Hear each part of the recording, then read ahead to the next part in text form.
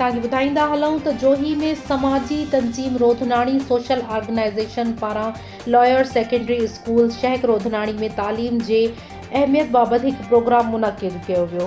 Programme में बहितरीन कारकर्दगी ॾेखारींदड़ शागिर्दनि ऐं शागिर्दियाणियुनि में इनाम पिणु विरहाया विया। जी नाज़रीन, रिपोर्ट मुश्ताक अली रोधनाणी मुताबिक़ जोही तालुके जे यूनियन काउंसिल सावड़ो जे लॉयर सेकेंडरी स्कूल शहक रोधनाणी में ज़ेर तालीम मुख़्तलिफ़ क्लासुनि जे शागिर्दनि ऐं शागिर्दियाणियुनि मुख़्तलिफ़ मौज़ूअनि ते सिंधी ऐं अंग्रेज़ी में तक़रीरूं पेश कयूं। सवालनि जवाबनि जे मुक़ाबले में स्कूल जे ॿारनि पिणु भरपूर हिसो वरितो। तालीमी प्रोग्राम में मुक़ाबले में पहिरीं पोज़ीशन मोहम्मद जुम्मन, ॿी पोज़ीशन अब्दुल अज़ीज़, टीं पोज़ीशन गुलज़ार अली माणी।